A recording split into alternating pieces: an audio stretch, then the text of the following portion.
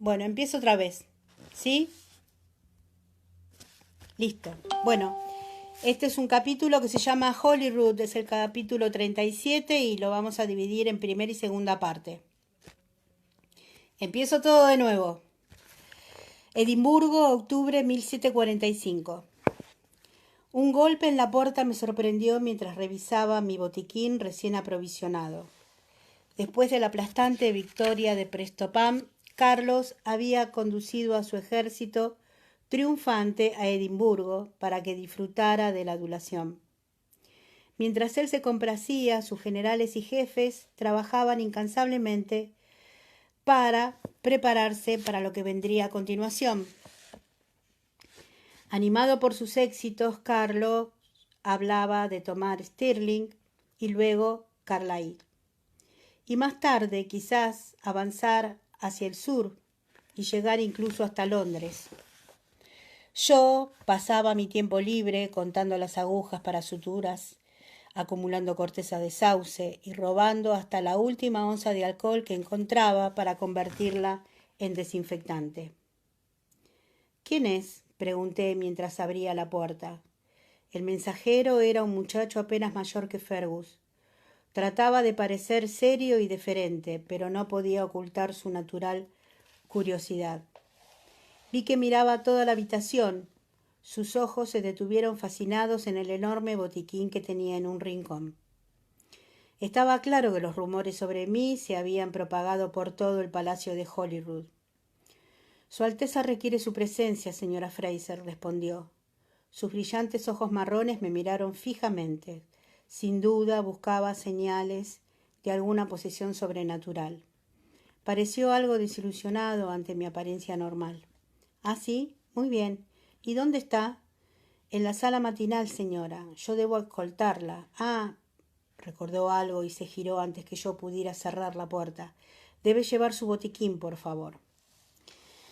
Mientras me conducía por el largo corredor que llevaba al ala real del palacio, mi escolta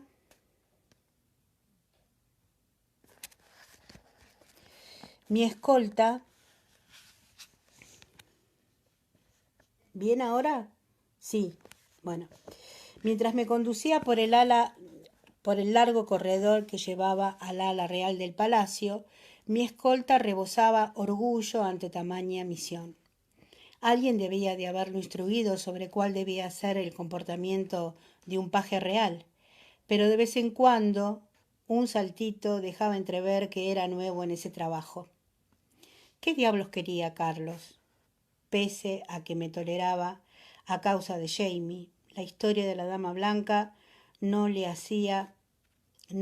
había desconcertado y lo incomodaba. Más de una vez lo había sorprendido persignándose subrepticiamente en mi presencia o haciendo la señal de cuernos con los 2 dedos contra el mal. Me parecía poco probable que me pidiera tratamiento médico. Cuando la pesada puerta de madera que daba a la pequeña salita se abrió, la idea me pareció aún más improbable. Vi al príncipe en perfecto estado de salud, reclinado sobre el clavicordio, punteando una melodía con el dedo. Su delicada piel estaba roja, pero eso era debido a la excitación, no a la fiebre. Y su mirada era clara. «Señora Fraser, es mucho amable al acudir tan pronto». Estaba ataviado con más lujo que de costumbre. Llevaba peluca y un nuevo chaleco de seda beige con flores bordadas. Debía de estar excitado por algo, pensé, pues cuando estaba nervioso su inglés se iba al diablo. «Es un placer, Alteza», le dije recatadamente con una reverencia. Estaba solo, una situación bastante inusual. ¿Querría utilizar mis servicios médicos después de todo? Hizo un gesto rápido y nervioso hacia una de las sillas de damasco dorado, instándome a que tomara asiento. Había una segunda silla enfrente, pero él empezó a pasear demasiado nervioso para sentarse. «Necesito su ayuda», dijo. Inquirí en tono cortés. «¿Tendría gonorrea?», me pregunté examinándolo con disimulo. No sabía que hubiera estado con ninguna mujer desde Louis Latour. pero con una vez era suficiente. Movió los labios, como buscando alguna otra forma de decírmelo, pero finalmente se dio por vencido. Tengo un capo, un jefe. ¿Comprende? Está pensando en unirse a la causa de mi padre, pero aún tiene ciertas dudas. ¿Es el jefe de un clan? Carlos asistió con el puño fruncido bajo los rizos cuidados de su peluca. Oui, madame. Por supuesto que apoya los derechos de mi padre. Claro, claro, susurré. Pero desea hablar con usted, madame, antes de comprometer a sus hombres.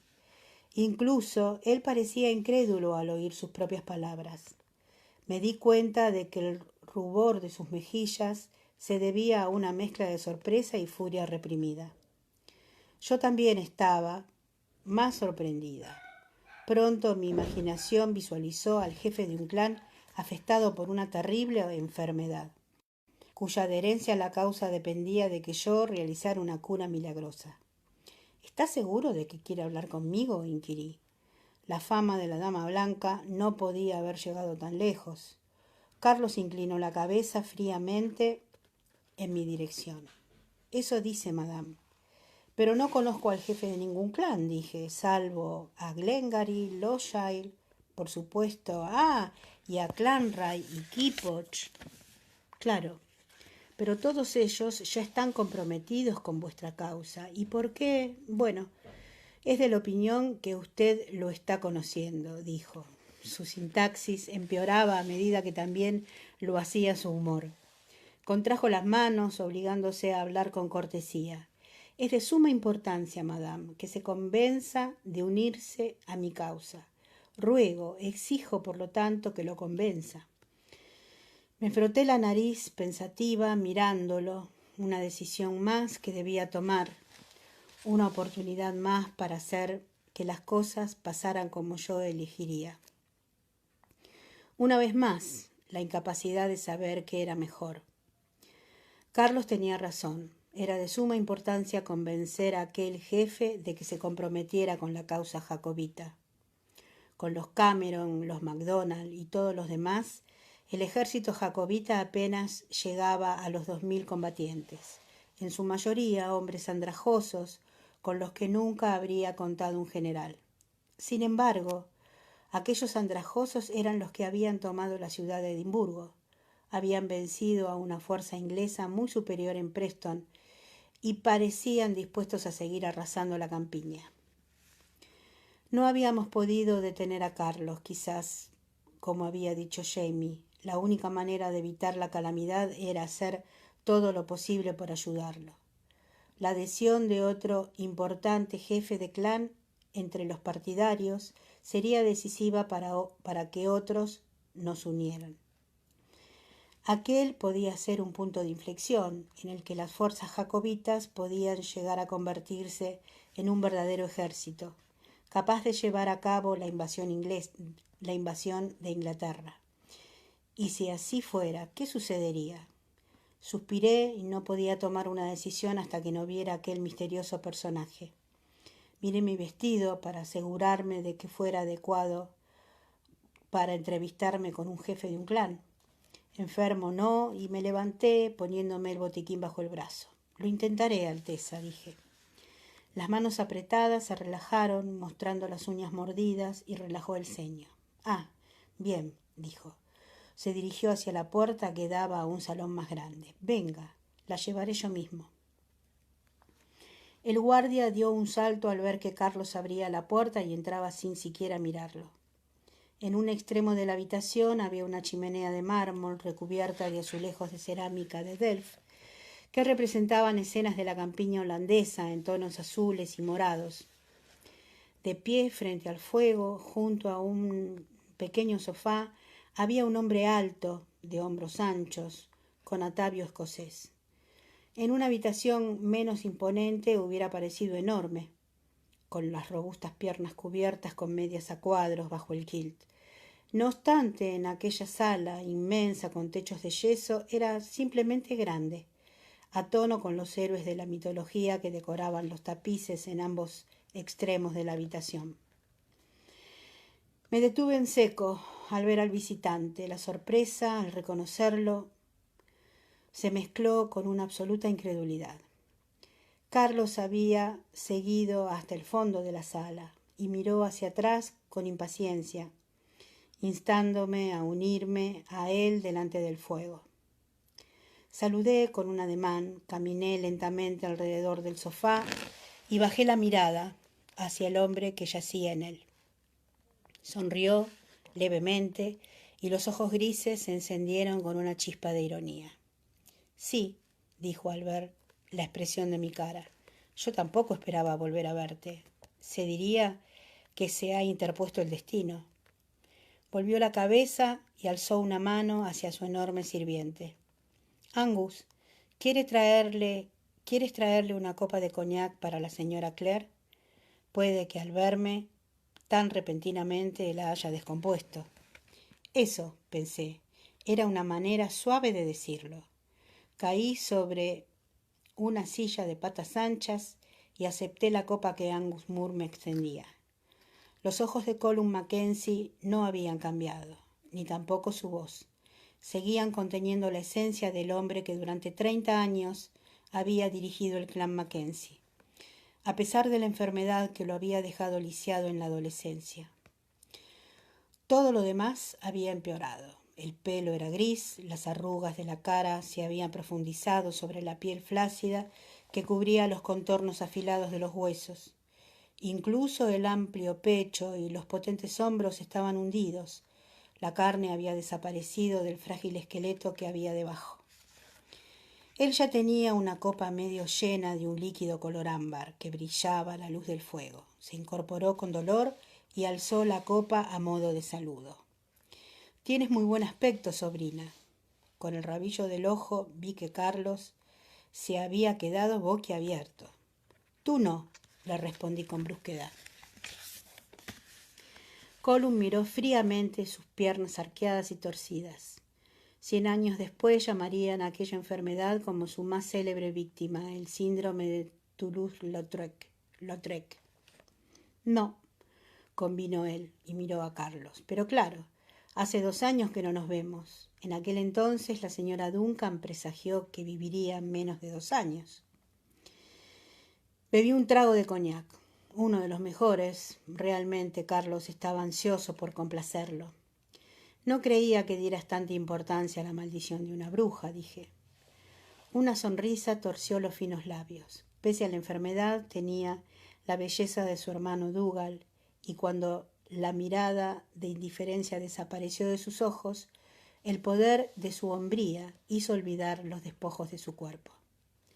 A las maldiciones no, pero siempre tuve la impresión de que la ocupación de aquella señora era observar, no maldecir. Y nunca conocí a una observadora más aguda que Haylis Duncan, con una excepción. Inclinó la cabeza en mi dirección, aclarando lo que aquello significaba. «Gracias», dije. Colum miró a Carlos, que escuchaba boquiabierto nuestra conversación. «Le doy las gracias por la gentileza de permitirme usar su residencia para mi encuentro con la señora Fraser, Alteza», dijo con una reverencia. Las palabras eran corteses, pero el tono las transformaba en una tácita despedida. Carlos, que no estaba acostumbrado a que lo echaran, se puso rojo y abrió la boca. Luego, recuperando la compostura, la cerró, inclinó la cabeza y dio media vuelta. «Tampoco necesitaremos al guardia», añadí. Carlos levantó los hombros y la nuca se le puso roja bajo la coleta de su peluca. Pero hizo un gesto y el guardia lo siguió, lanzándome una mirada pasmada. Colum lanzó una mirada de reprobación hacia la puerta y después concentró su atención en mí. «Quería verte porque te debo una disculpa», me dijo sin preámbulos. Me recliné en la silla, apoyando la copa con aire despreocupado sobre mi estómago. «¿Con qué una disculpa?», dije, con tanto sarcasmo como pude. «Por tratar de quemarme por bruja, ¿no?». Hice un gesto con la mano, como restándole importancia al asunto. No te preocupes por eso, lo fulminé con la mirada. ¿Una disculpa? Sonrió en absoluto desconcertado. Supongo que resulta algo inadecuada, comenzó. ¿Inadecuada? Después de arrestarme y de meterme en el calabozo de los ladrones durante 3 días, sin alimento ni agua, por exhibirme medio desnuda y azotarme ante todo el pueblo de Cransmuir, por abandonarme junto a un barril de alquitrán y un haz de leña. Me detuve y respiré profundamente. Sí, ya que lo mencionas, dije un poco más tranquila, inadecuada es la palabra exacta. La sonrisa se había esfumado. Te pido disculpas por mi aparente ligereza, dijo con voz suave. No era mi intención burlarme de ti. Lo miré, pero no vi ni un rastro de ironía en los ojos con negras pestañas. No, dije inhalando profundamente otra vez. Supongo que no. Ahora dirás que tampoco querías encarcelarme por brujería. Los ojos grises me miraron con agudeza. ¿Lo sabías? Haylis me lo dijo cuando estábamos en el calabozo. Me dijo que era de ella de quien te querías deshacer, que lo mío había sido un accidente. Así fue. De repente parecía muy cansado. Si te hubieras quedado en el castillo, habría podido protegerte. ¿Por qué fuiste al pueblo? Me dijeron que Haylis Duncan estaba enferma y que me había pedido ayuda, respondí. Ah, dijo en voz baja. ¿Y quién te lo dijo, si puedo preguntar? Livry. No pude reprimir la ira al pronunciar el nombre de la muchacha. Muerta de celos al ver que me casaba con Jamie, había tratado de matarme deliberadamente. Demasiada malicia para una muchacha de 16 años. Además de ira, sentía cierta satisfacción. Él es mío, pensé casi subconscientemente. Mío. Nunca me lo quitarás, nunca. Ah, repitió Colum, pensativo, observando mi semblante sonrojado. Eso pensé. Dime, continuó. Si una mera disculpa te parece inadecuada, ¿aceptarías la venganza? ¿Venganza? Debí parecer sorprendida ante la idea, pues sonrió, aunque sin ganas. Sí, la muchacha se casó hace 6 meses con Hugh Mackenzie de Muldock, uno de mis empleados. Él hará con ella lo que yo le diga. ¿Y tú quieres que la castigue? ¿Qué quieres que haga con ella? Pestañeé sorprendida ante la oferta. No parecía tener prisa por observar una respuesta. Permaneció sentado, sorbiendo la nueva copa de coñac que Angus le había servido. No me estaba observando, pero me levanté y me alejé, pues quería estar sola un momento. Fui a la ventana. Las paredes tenían 1,5 metros de grosor. Me apoyé en la profunda tronera de la ventana para tener algo de privacidad. El sol brillante iluminaba el fino vello rubio de mi antebrazo, apoyado en el alféizar. Eso me hizo pensar en el calabozo de los ladrones, aquel agujero húmedo y pestilente, y en la única franja de luz que brillaba a través de la abertura superior, haciendo que el agujero oscuro se pareciera aún más a una tumba por el contraste. Había pasado el primer día en medio del frío y la suciedad, atónita e incrédula, el segundo en un estado miserable, cada vez más temerosa al descubrir hasta dónde llegaba la traición de Haylis Duncan y las medidas que Colum había tomado contra ella. Y el tercer día me habían llevado a juicio. Allí, bajo las nubes de un cielo otoñal, había sentido vergüenza y terror, y había notado cómo las garras de Colum se cernían sobre mí por culpa de lo que le había dicho Livry. Livry, rubia y de ojos azules, con una carita redonda y bonita, pero con ningún otro rasgo que la distinguiera de las demás muchachas de Lyok. Había pensado en ella durante mi estancia en el calabozo con Haylis Duncan. Había tenido tiempo de pensar en muchas cosas. Sin embargo, por muy furiosa y aterrorizada que estuviera entonces, y por muy furiosa que siguiera estando ahora, no podía considerarla una persona malvada. Solo tenía 16 años, por el amor de Dios. Edad suficiente para casarse, dijo una voz a mis espaldas. Me di cuenta de que había hablado en voz alta. Sí, ella amaba a Jamie, dije, volviéndome. Colum continuaba en el sofá, con las gruesas piernas cubiertas con una manta. Angus estaba detrás de él con la mirada fija en su amo, o creía amarlo. Los hombres estaban entrenando en el patio entre gritos y choques de armas.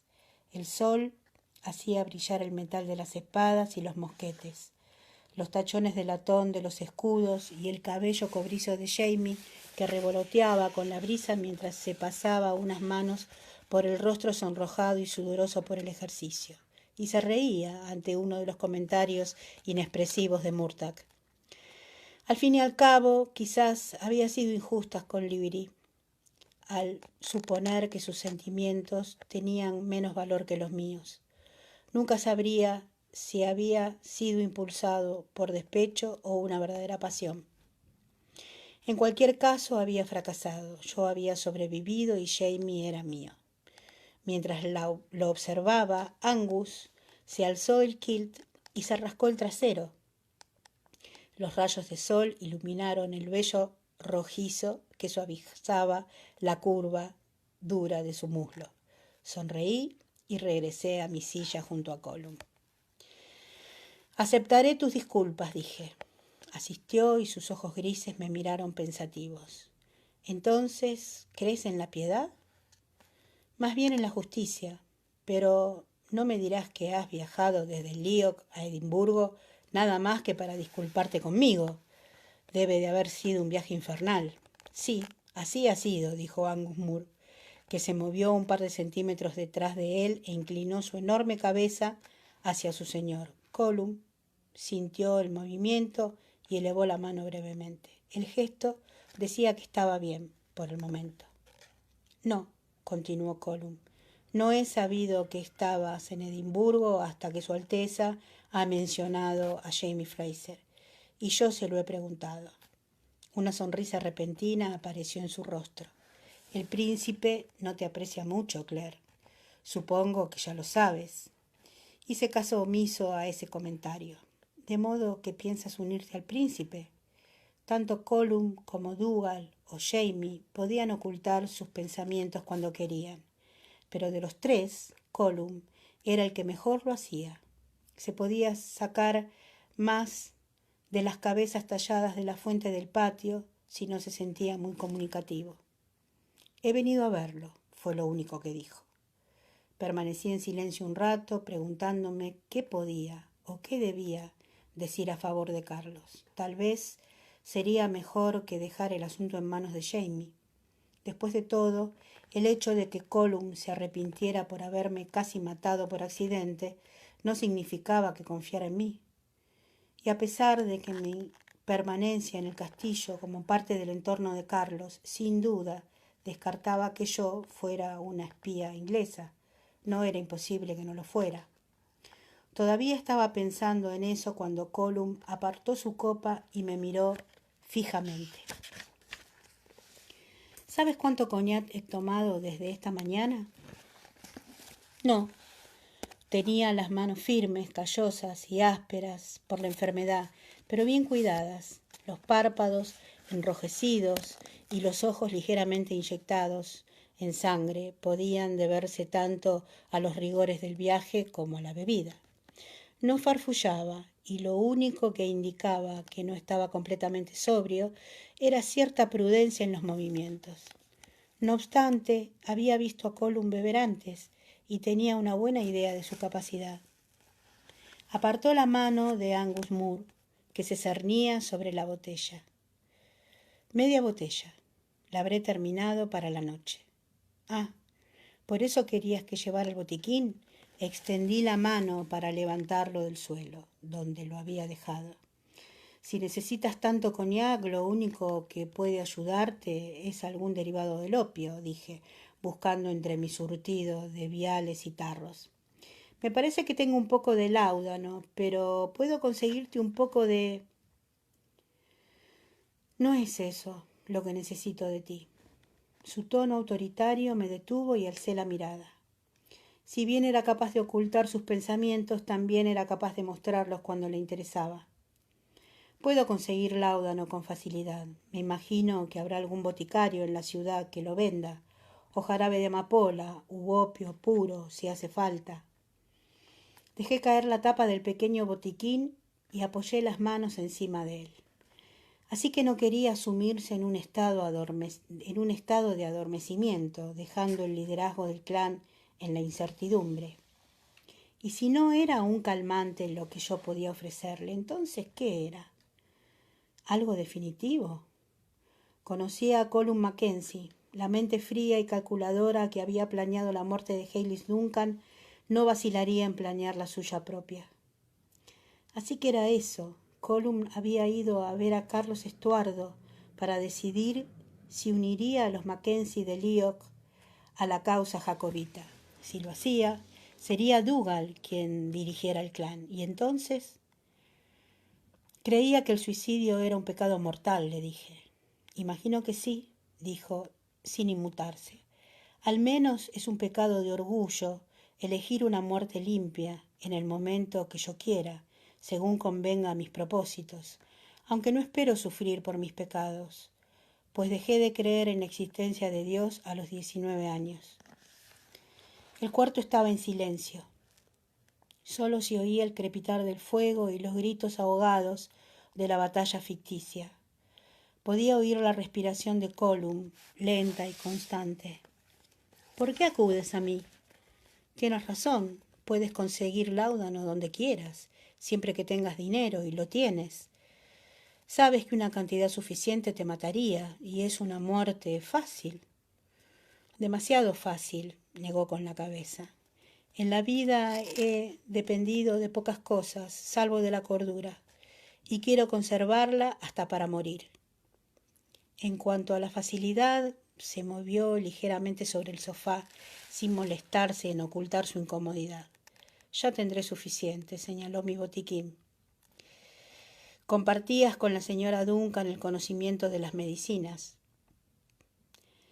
pese a que quizás sabías que utilizó ella para matar a su marido. Me pareció un método rápido y seguro y adecuado, añadió. Utilizó la brujería según el veredicto del tribunal, el tribunal que la condenó a muerte según tu plan, pensé. ¿O acaso no crees en la brujería?, pregunté.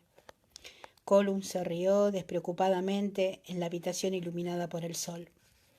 Un hombre que no cree en Dios tampoco puede dar crédito a Satanás, ¿no?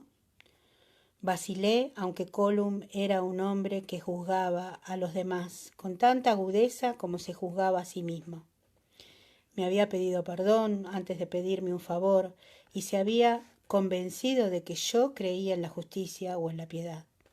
Abrí el botiquín y saqué una botellita de cianuro que guardaba para matar ratas. Te agradezco, Claire, dijo. Aunque mi sobrino no hubiera demostrado tu inocencia en Crasmuir, nunca creí que fueras una bruja. No sé más de lo que sabía de ti cuando nos conocimos, ni quién eres, ni por qué estás aquí. Pero que fueras bruja nunca fue una de las posibilidades. Hizo una pausa al alzar una ceja. Supongo que no estás dispuesta a decirme quién o qué eres. Vacilé un instante. Pero un hombre que no creía en Dios ni en el diablo tampoco iba a creer la verdad de mi presencia allí. Apreté sus dedos suavemente y los solté. Es mejor que creas que soy una bruja, le dije. Es lo que más se acerca. Voy a tomar un poquito.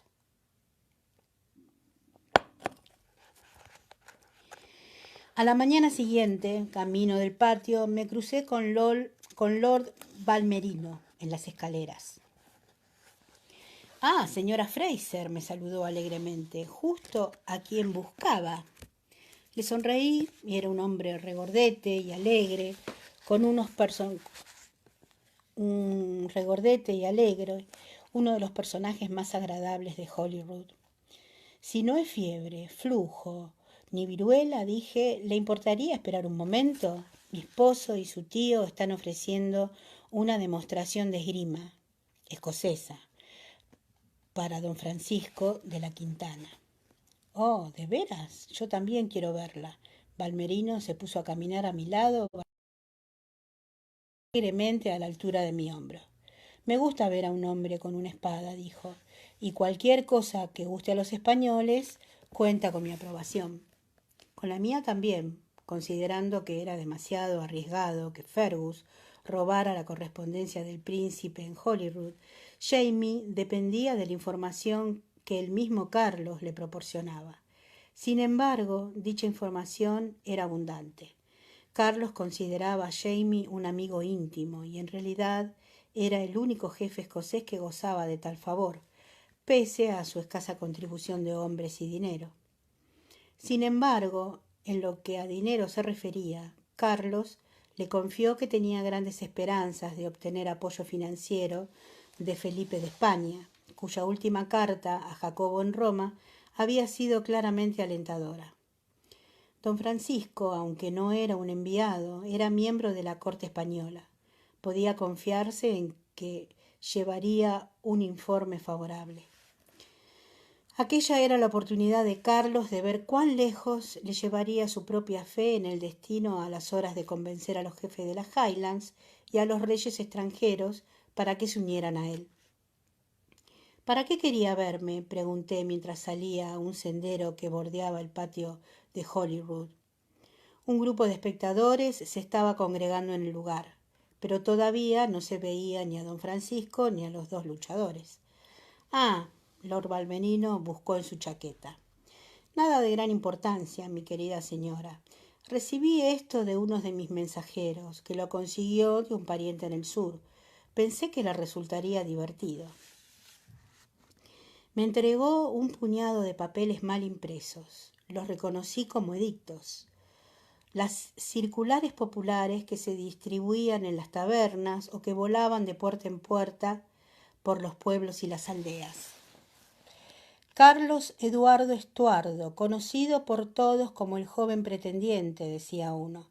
Que todos los presentes sepan que este personaje depravado y peligroso, habiendo desembarcado ilegalmente en las costas de Escocia, ha incitado a amotinarse a la población de ese país y ha desatado sobre los inocentes ciudadanos la furia de una guerra injusta.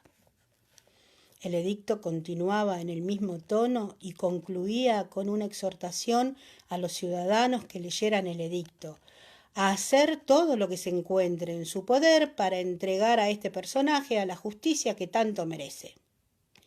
La hoja estaba decorada en la parte superior con lo que se supone que sería el retrato de Carlos. No se parecía mucho al original, pero sin duda tenía aspecto de depravado y peligroso, que seguramente era la intención principal. Y este es bastante moderado, dijo Valmerino, mirando por encima de mi codo.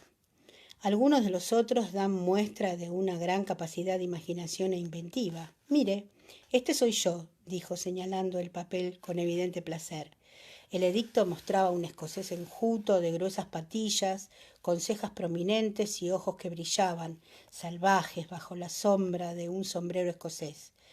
Miré de reojo a Lord Valmerino, ataviado, como de costumbre, con calzas y chaqueta de la mejor calidad, pero de confección y colores discretos, para que se adaptaran a su silueta pequeña y rechoncha. Observó el edicto, acariciándose las mejillas redondas. No sé, dijo, las patillas me dan un aire aventurero, ¿no le parece?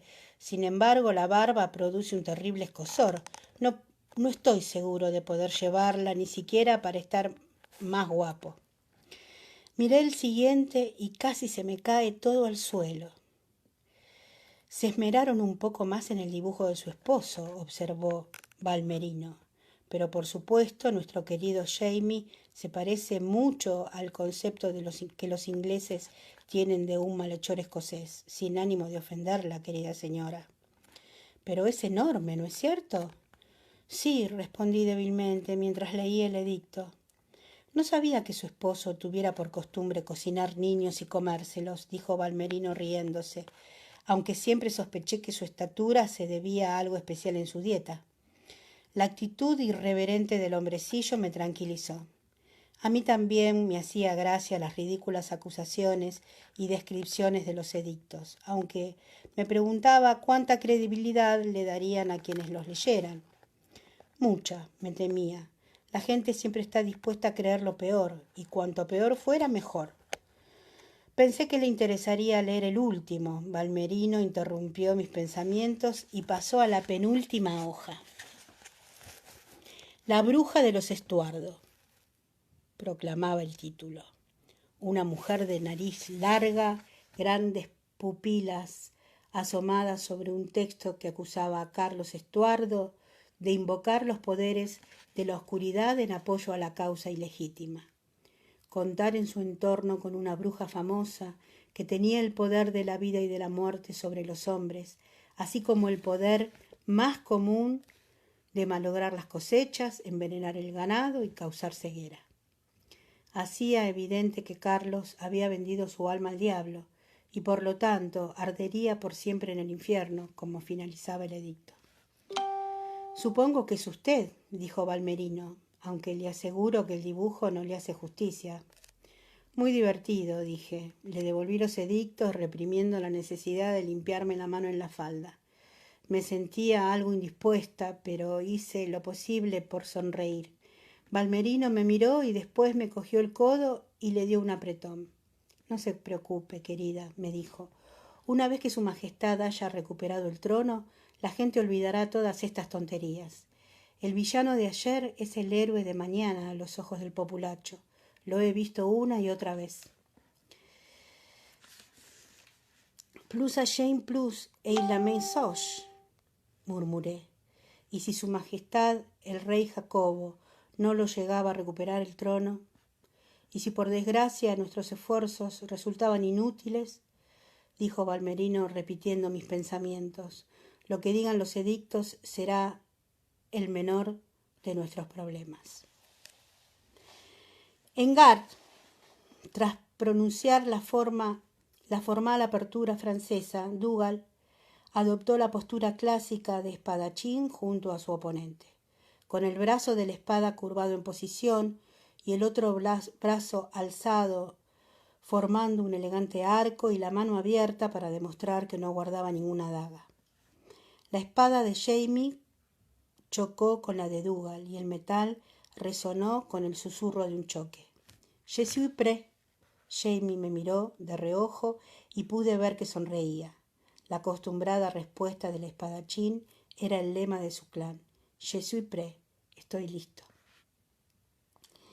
Por un momento pensé que tal vez no lo estaba. Solté un bufido cuando Dougal dio una estocada. Pero Jamie había visto el movimiento y cuando la espada llegó a su sitio, él ya no estaba allí. Se echó a un lado con un rápido chocar de hojas y arremetió. Las dos espadas se mantuvieron unidas por el mango durante un segundo. Después, los espadachines se separaron, dieron un paso atrás, se giraron y volvieron al ataque. Con un golpe y un batir de hojas, un quiebro y un choque en cheers, Jamie se acercó a escasos centímetros de la cadera de Dougal, que se echó a un lado con un revuelo de faldas. Otro quiebro y un rápido golpe hacia arriba que apartó la hoja del oponente y Dougal dio un paso adelante, obligando a Jamie a retroceder.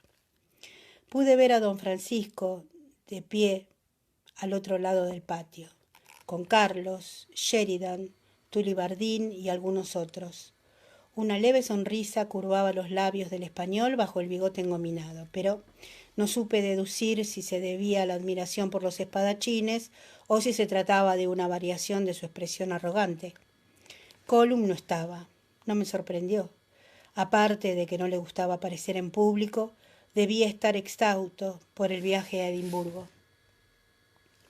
Tanto el tío como el sobrino eran unos espadachines consumados, y ambos zurdos.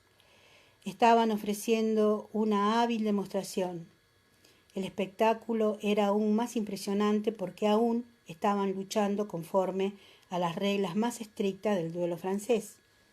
Ninguno usaba la pequeña espada similar al florete que formaba parte del atuendo de caballero, ni el sable de un soldado. En cambio, los dos empuñaban espadones escoceses, 1 metro de acero templado, con un filo capaz de partir a un hombre desde la coronilla al cuello.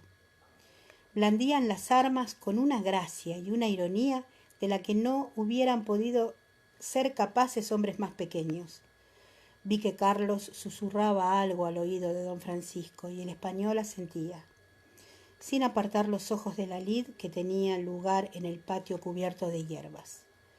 Muy parecidos de tamaño y agilidad, Jamie y su tío aparentaban querer matarse el uno al otro. Dougal había sido el maestro de esgrima de Jamie y habían peleado juntos muchas veces. Ambos conocían las sutilezas del estilo del otro tanto como las propias, o por lo menos eso esperaba yo. Dougal presionó con una doble arremetida obligando a Jamie a retroceder hacia el borde del patio. Jamie dio un paso hacia un lado, paró la espada de Dougal con un golpe y después golpeó desde el otro lado con tal velocidad que el filo del espadón desgarró la camisa de Dougal. Se oyó como se rasgaba la tela y un jerón de lino blanco quedó colgando. «Oh, muy bien, señor». Me volví para ver quién había hablado y vi a Lord Kilmarnock junto a mí. Era un hombre serio y feo, de unos 30 años. Él y su pequeño hijo Johnny eran huéspedes de Holyrood. El hijo rara vez se separaba de su padre y lo busqué con la mirada. No tuve que buscar mucho, efectivamente se encontraba junto a él, con la boca ligeramente abierta mientras contemplaba el duelo. Al otro lado de la columna vi a Fergus, con los ojos negros fijos en Johnny. Bajé las cejas y lo miré de manera amenazadora. Johnny se envanecía de ser heredero de Kilmarnock y presumía de su privilegio de poder ir a la guerra con su padre a la edad de 12 años. Tenía la costumbre de jactarse ante los demás muchachos, que o bien lo evitaban o bien seguían esperando a que saliera de la sombra protectora de su padre. Sin duda Fergus pertenecía a este último grupo, resentido por un comentario de Johnny con respecto a los terratenientes de gorra, que había interpretado como un insulto a Jamie. Fergus había desistido de atacar a Johnny unos días atrás cuando Jamie le había dado una paliza y le había señalado que la lealtad era una virtud admirable y muy valorada por el receptor, pero la estupidez no. El muchacho es 2 años mayor que tú y bastante más robusto, le dijo, sacudiéndole ligeramente el hombro. ¿Crees que me ayudarás haciendo que te rompas la cabeza? Hay veces en que debes luchar sin reparar en las consecuencias, pero otras en las que hay que morderse la lengua y esperar la oportunidad. Ne petit plus sol qui votre cool, ¿eh? Fergus asistió, enjugándose las lágrimas con el borde de la camisa, pero yo no creía que las palabras de Jamie le hubieran causado mucha impresión. No me gustaba nada cómo lo estaba mirando con aquellos grandes ojos negros. Pensé que si Johnny fuera un poco más inteligente, se habría puesto entre su padre y yo. Jamie se inclinó a medias sobre una rodilla y dio un golpe hacia arriba que pasó a milímetros de la oreja de Dougal. Mackenzie retrocedió, sorprendido por un instante, y después sonrió y golpeó el espadón de canto sobre la cabeza de Jamie, provocando un fuerte ruido. Oí los aplausos desde el otro lado del patio. La lucha estaba pasando de un elegante duelo al estilo francés a una riña escocesa, y los espectadores disfrutaban con la broma.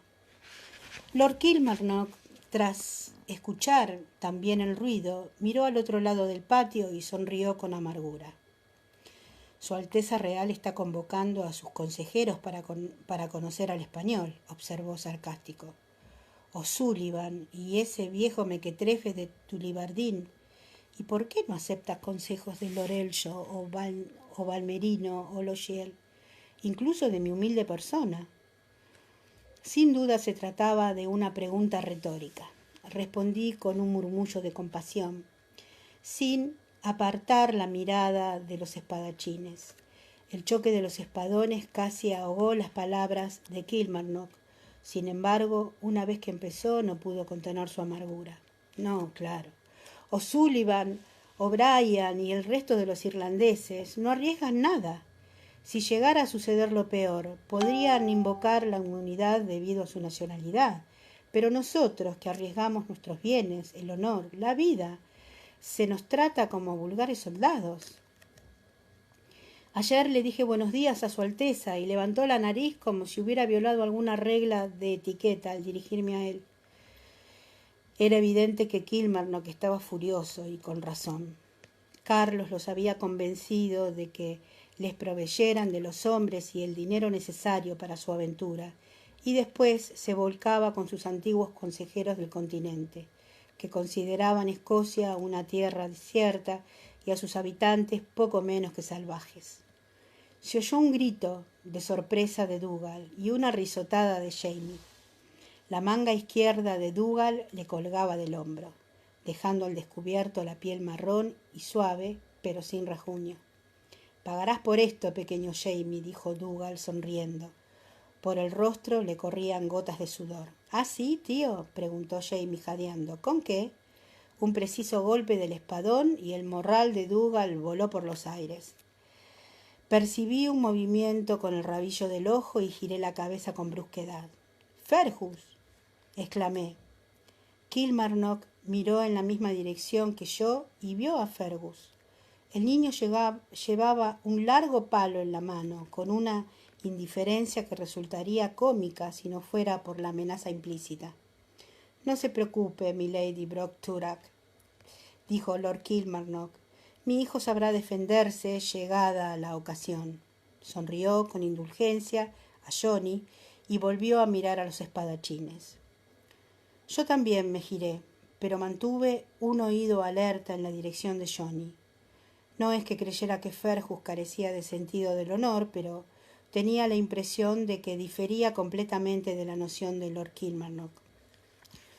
—¡Buligua! Ante el grito de Dougal, la lucha terminó.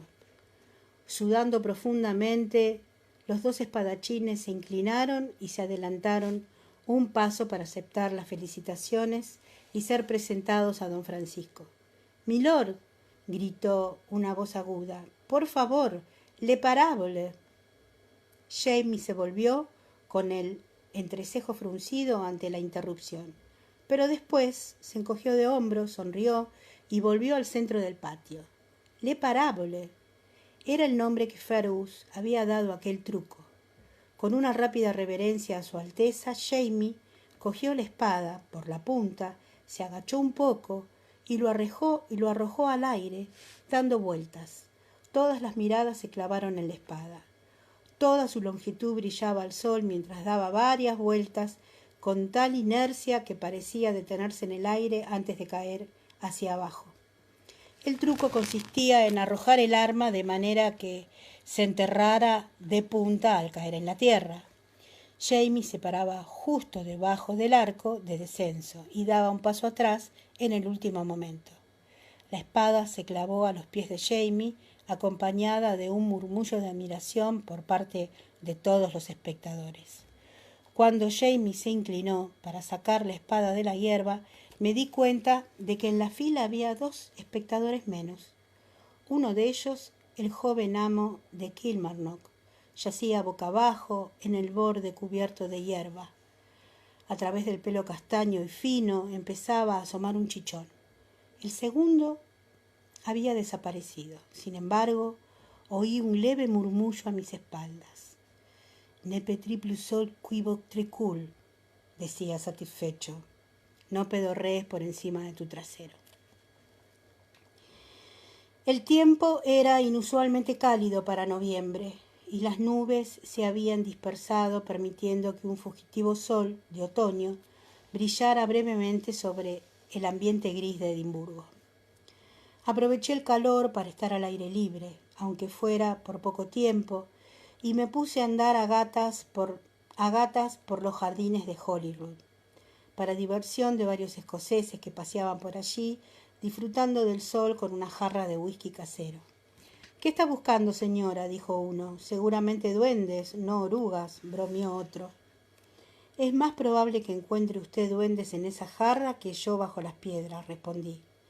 El hombre alzó la jarra, cerró un ojo y escudriñó teatralmente en sus profundidades. Bueno, mientras no haya orugas en mi jarra, contestó y dio un enorme sorbo.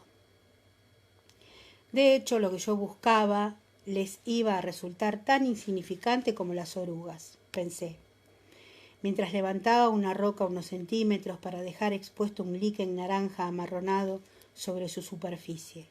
La raspé con decisión, con un pequeño cortaplumas, y varias escamas de líquen cayeron en la palma de mi mano. De allí fueron a la cajita de rapé que contenía mi preciado botiquín, que tanto me había costado conseguir.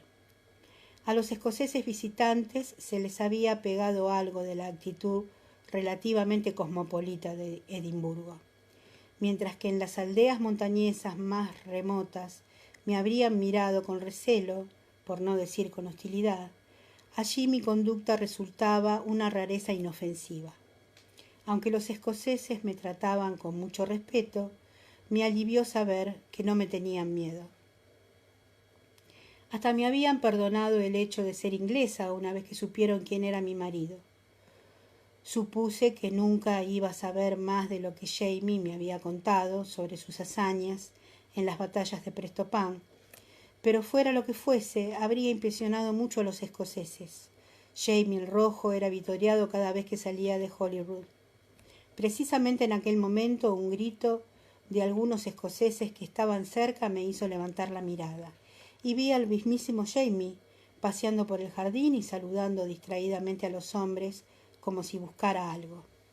Su rostro se iluminó al verme. Cruzó el prado hasta donde me encontraba arrodillada en medio de las rocas. «Aquí estás», dijo. «¿Puedes venir conmigo un rato? Y trae tu canasta, por favor». Me puse de pie, quitándome la hierba seca del vestido, y dejé caer el cortaplumas en la cesta. «De acuerdo. ¿A dónde vamos?»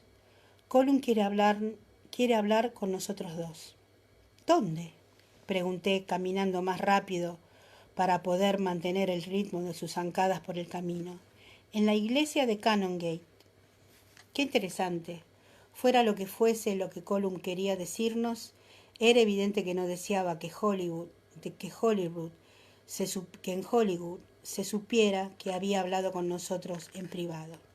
Tampoco Jamie, por eso de la canasta. Quien nos viera atravesar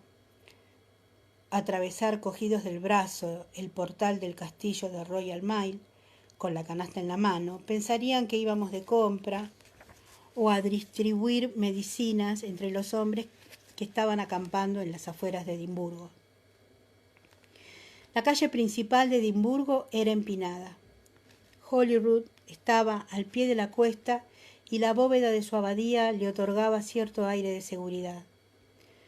Con soberbia hacía caso omiso del imponente castillo de Edimburgo, situado en lo alto de la colina rocosa. La Royal Mile se alzaba con un ángulo de 45 grados entre los dos castillos. Jadeando por el esfuerzo, me pregunté cómo diablos había hecho Colum Mackenzie para sortear la pendiente que mediaba entre el palacio y la iglesia. Encontramos a Colum en el cementerio, sentado en un banco de piedra, donde el sol de la tarde le calentaba la espalda.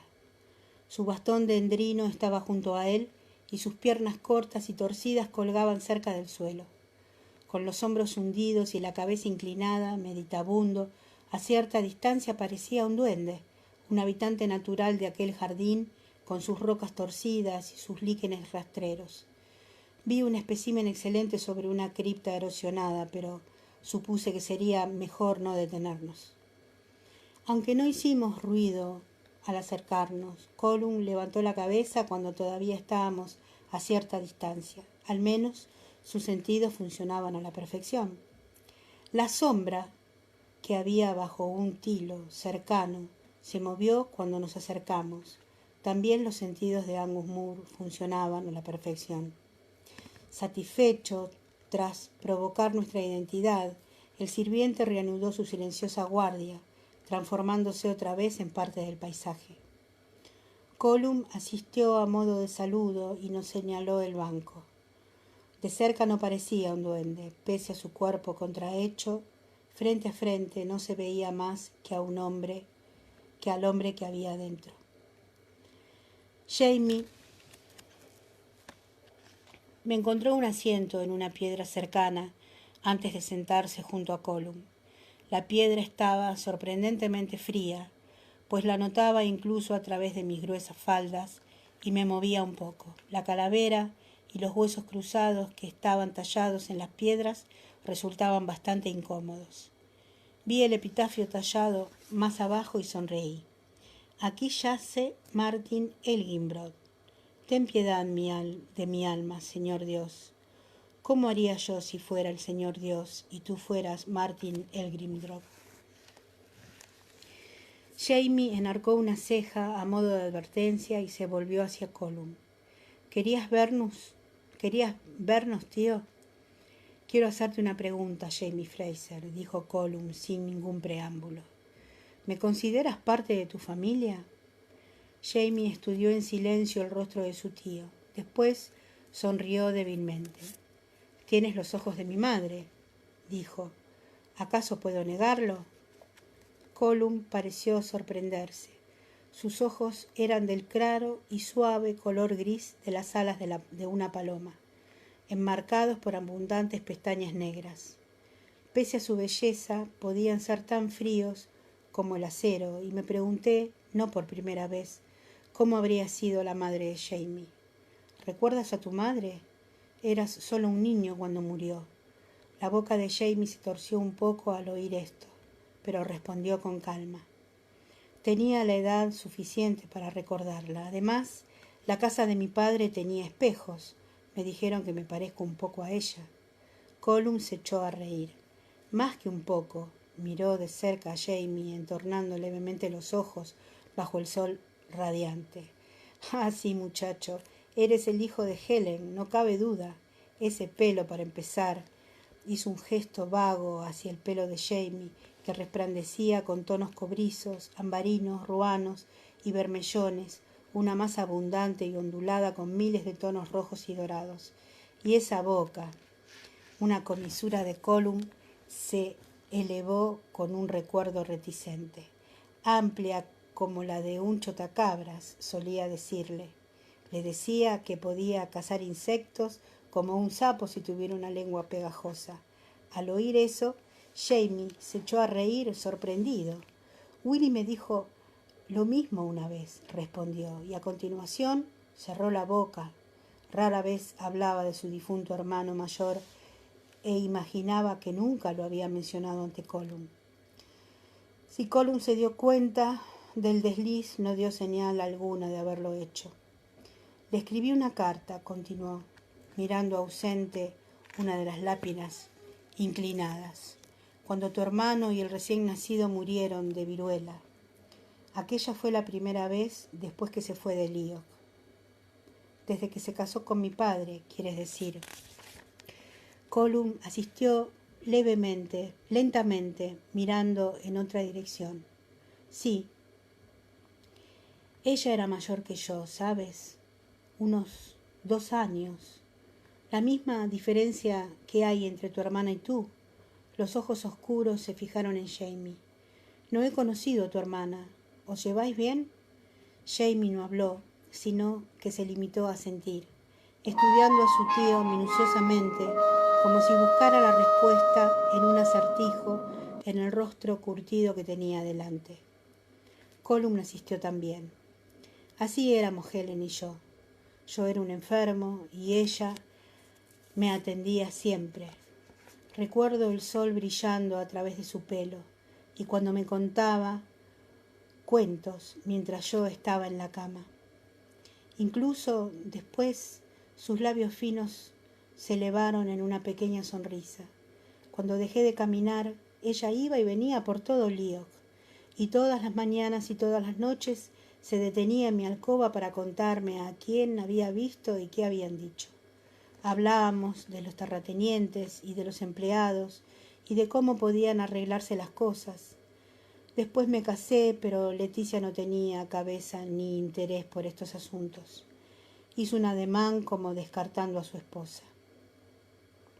Hablábamos los dos, a veces con Dougal, a veces solos, de cuál era la mejor manera de asegurar el futuro del clan, cómo podía conservar la paz entre las tribus, qué alianzas podían hacerse con otros clanes, cómo podían manejarse las tierras y la madera. Y después ella se fue, dijo bruscamente, bajando la vista hasta sus manos anchas, plegadas sobre una rodilla. Sin pedir permiso y sin despedirse se fue. Y de vez en cuando tenía noticias de ella por otras personas, pero de ella nada. ¿No respondió tu carta?, pregunté en voz baja, sin ánimo de interrumpir. Colum sacudió la cabeza, todavía con la mirada baja. Estaba enferma, había perdido a su hijo y tenía viruela. Tal vez tenía la intención de escribirte después. Es tan fácil posponer las cosas. Sonrió brevemente y a continuación su rostro se tornó sombrío. Pero en la Navidad siguiente ya había muerto. Miró a los ojos a Jamie, quien le sostuvo la mirada. Me sorprendí cuando tu padre me escribió para decirme que iba a llevarte con Dougal y que deseaba que después fueras a Lyok para continuar con tu aprendizaje. Así se acordó cuando se casaron, respondió Jamie, que debía criarme con Dougal y después ir a vivir contigo un tiempo. Las ramas secas de un aler se crujieron ante una ráfaga de viento. Jamie y Colum encorvaron los hombros por un repentino frío. La similitud del gesto destacó el parecido familiar. Colum vio mi sonrisa al advertir el parecido y sonrió a modo de respuesta. Sí, dijo a Jamie, pero los acuerdos valen tanto como los hombres que lo hacen, y nada más. Y entonces no conocía a tu padre. Abrió la boca para seguir hablando, pero después pareció reconsiderar lo que estaba a punto de decir. El silencio del cementerio inundó el espacio creado por su conversación, llenando el vacío como si nunca se hubiera pronunciado palabra alguna. Finalmente fue Jamie quien rompió el silencio una vez más. ¿Qué pensabas de mi padre?, preguntó, y en su tono vislumbré la curiosidad de un niño que ha perdido a sus padres muy pronto y que busca pistas de la identidad de esas personas a la que solo ha conocido como niño. Comprendí su impulso. Lo poco que sabía de mis padres provenía de las breves respuestas de mi tío Lam a mis preguntas. No era un hombre acostumbrado a analizar a las personas, pero Colum sí lo era. ¿Cómo era? ¿Quieres saber? ¿Quieres decir? Miró con detenimiento a su sobrino y soltó un gruñido de diversión. Mírate al espejo, muchacho, dijo con una media sonrisa en el rostro. Verás la cara de tu madre y los ojos de gato de los malditos Fraser de tu padre. Se estiró y cambió de posición, acomodando los huesos sobre el banco de piedra cubierto de líquen. Mantenía los labios apretados para evitar cualquier muestra de incomodidad. Un hábito que le había causado aquellos profundos pliegues entre la nariz y la boca. Pero en respuesta a tu pregunta, continuó, una vez que se acomodó, no me gustaba mucho tu padre, ni tampoco yo a él, pero era un hombre de honor. Hizo una pausa y dijo en voz baja, sé que tú también lo eres, Jamie Mackenzie Fraser. Jamie no cambió su expresión, pero hubo un imperceptible temblor en sus párpados. Solo alguien que lo conocía tanto como yo o alguien tan observador como Colum lo habría notado. Colum emitió un prolongado suspiro. Por eso, muchacho, quería hablar contigo. Debo decidir si los Mackenzie de Lyok deberían apoyar al rey Jacobo o al rey Jorge. Sonrió con amargura. Es un asunto feo, pero es una decisión que debo tomar. Dougal, empezó a decir Jamie, pero su tío lo interrumpió con un movimiento de la mano. Sí, sé lo que piensa Dougal. En estos últimos 2 años no he tenido descanso al respecto, dijo con impaciencia. Pero soy yo quien representa a los Mackenzie de Lyok, y soy yo quien debe decidir. Dougal hará lo que yo diga. Quiero saber cuál es tu consejo, por el bien del clan cuya sangre corre por tus venas. Jamie miró para arriba con los ojos azules oscuros e inexpresivos, entornados para protegerse del sol de la tarde que brillaba sobre su cara. «Estoy aquí, y mis hombres conmigo», dijo. «¿No es evidente mi elección?» Colum volvió a cambiar de posición con la cabeza inclinada hacia su sobrino con atención, como si quisiera captar cualquier cambio en la voz o en la expresión que le diera una pista. «¿Lo es?», preguntó.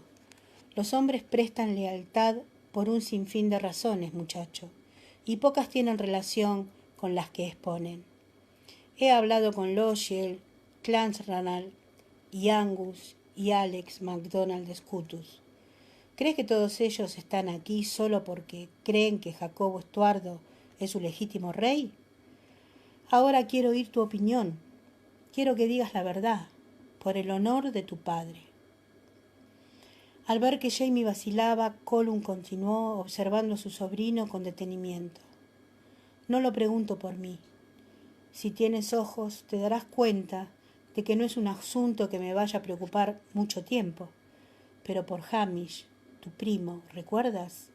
Si es que va a haber un clan para él, debo decidir lo correcto». Dejó de hablar y permaneció quieto. Su habitual cautela había abandonado su cara y tenía los ojos abiertos, dispuestos a escuchar. Jamie permaneció tan quieto como su tío, inmóvil, como el ángel de mármol de la tumba que estaba detrás de él. Yo conocía el dilema ante el que se encontraba, aunque el rostro adusto y cincelado no reflejaba nada. Era el mismo dilema al que nos habíamos enfrentado antes, cuando elegimos ir con los hombres desde Lallybroch y la rebelión de Carlos estaba en la punta de un cuchillo. La alianza de un clan grande como el de los Mackenzie de Leoch podría alterar a otros a unirse al impetuoso joven pretendiente y hacerlo triunfar. Pero si fracasaba, el clan Mackenzie de Leoch podría ser aniquilado. Por fin Jamie volvió la cabeza deliberadamente, mirándome con sus ojos azules.